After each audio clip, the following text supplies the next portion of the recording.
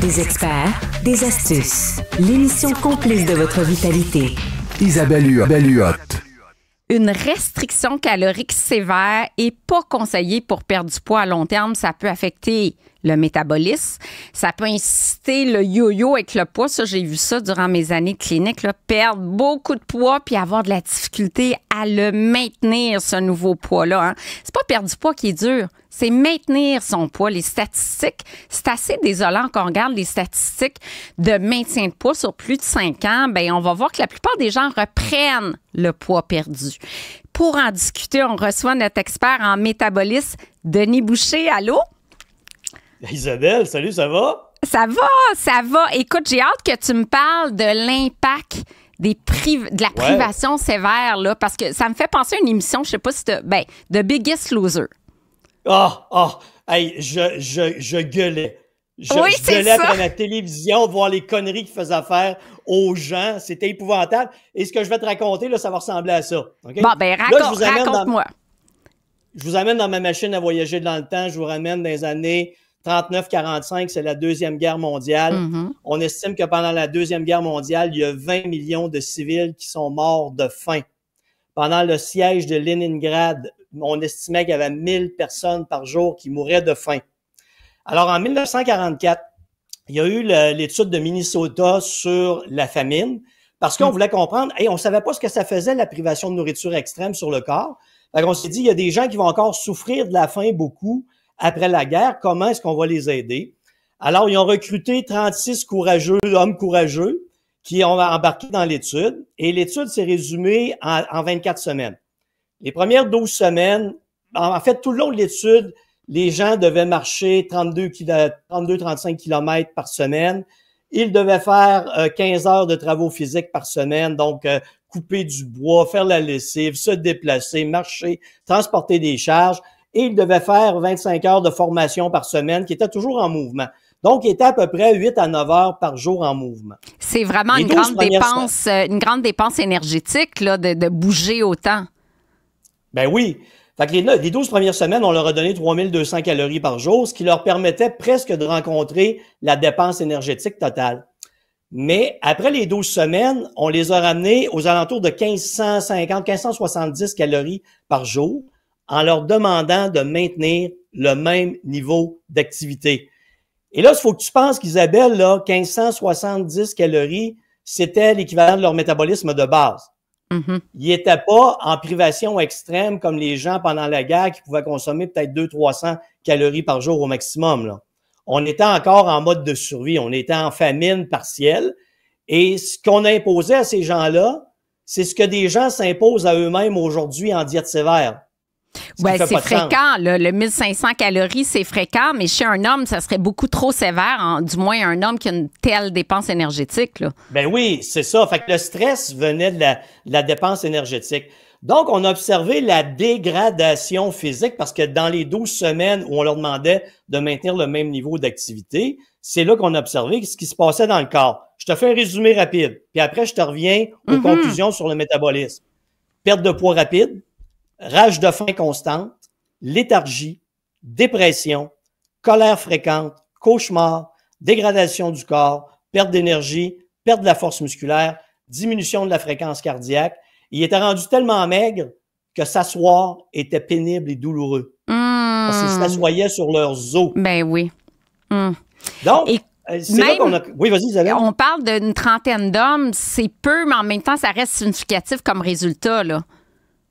Ouais, ben c'est une observation, je te dirais, clinique, parce qu'on ne le savait pas à l'époque. Et c'est la seule étude du genre qu'on a pu faire, hein, parce qu'éthiquement, aujourd'hui, tu peux plus faire ça. C'est impossible là, que tu reproduises une recherche comme ça. Je te reviens avec des résultats plus quantifiés là, qui sont assez fascinants. Et rappelez-vous encore que ce que je vous raconte là, des gens aujourd'hui s'imposent la même chose pour maigrir et vous obtenez les mêmes résultats que je vais vous parler là. OK? Pour survivre, les hommes ont dû fondre leurs réserves de graisse et rentrer dans un état léthargique total.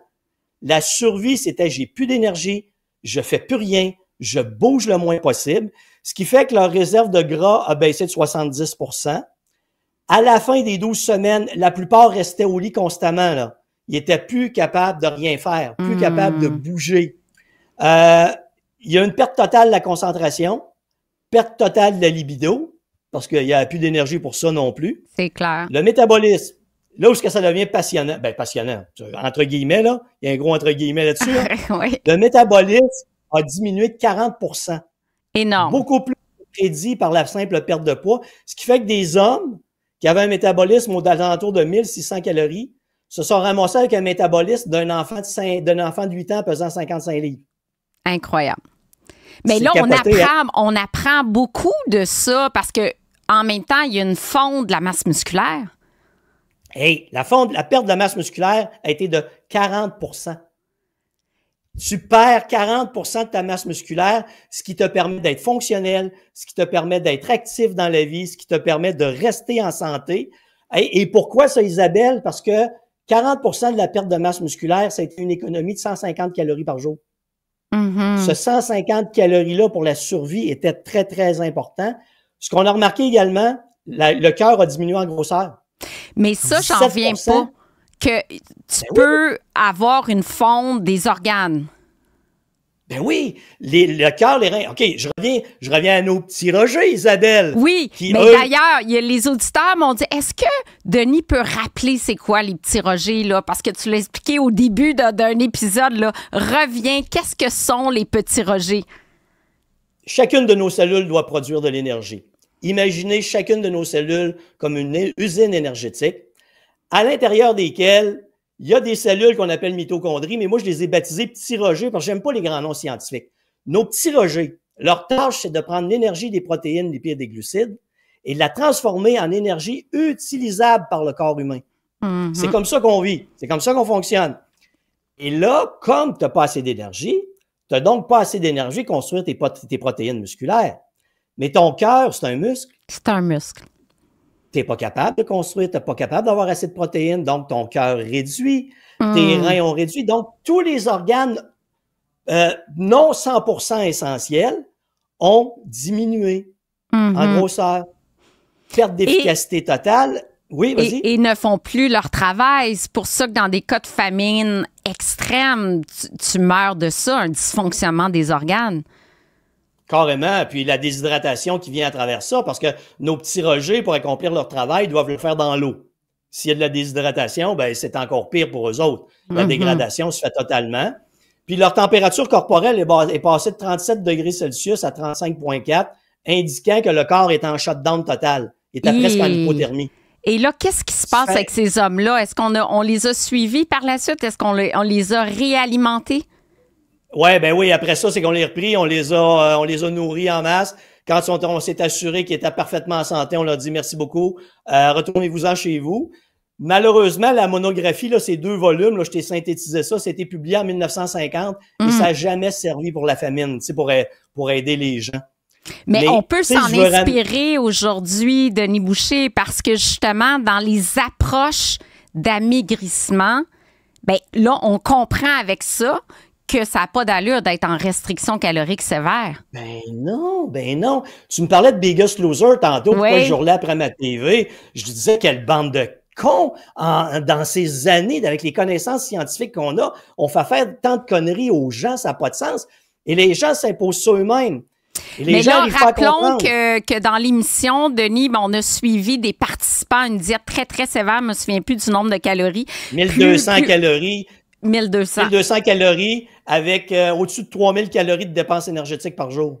Et les gens veulent gagner, hein. Fait que là, tu veux gagner, c'est un concours. Fait que il y en a qui doivent manger même un peu en deçà de 1200 calories, comme je l'ai vu dans une autre émission, la réplique qu'on a fait au Québec. Les gens perdent beaucoup, mais 95% des participants ont repris le poids. Ils ont repris le poids. Pourquoi? Parce que je shutdown du métabolisme total. Ben oui, absolument. Puis regarde, Isabelle, perte de 40% de ta masse musculaire, qui peut peut-être, dans ces cas-là, encore plus extrême, baisser à 50%. Donc, tu as à peine de perte de gras parce que ton corps, ton métabolisme ralentit, là. Ton métabolisme ralentit, il va stocker davantage de gras, il va se nourrir avec tes propres muscles, il va vider tes réserves de graisse le plus possible, mais n'étant pas une perte de poids saine, aussitôt que tu te remets à manger, notre corps étant beaucoup plus intelligent que nous, qu'est-ce qu'il fait? Il restocke des réserves. Mhm. Et ça influence aussi les hormones de faim de satiété, la leptine, entre autres, qui est affectée quand tu maigris sur un régime très, très, très sévère. Après ça, ton appétit augmente parce que tu as une chute de la leptine, puis il faut aller chercher des calories. Tu as faim tout le temps, fait que tu reprends énormément ta gréline de poids. augmente, la production de gréline augmente, celle qui te donne la faim. Ta production de leptine diminue. Tu es toujours en rage de faim. C'est un mode de survie, là. On est en survie quand on est en diète. Tu es en train de mourir. C'est ça, une diète. Ça serait quoi la solution de Denis Boucher à ce moment-là si tu as un excès de poids important et tu dis, regarde, moi, je veux pas faire le yo-yo avec mon poids, je veux maintenir ma masse maigre, mes muscles, parce que c'est important, je veux pas que mon cœur rapetisse, que mes reins rapetissent.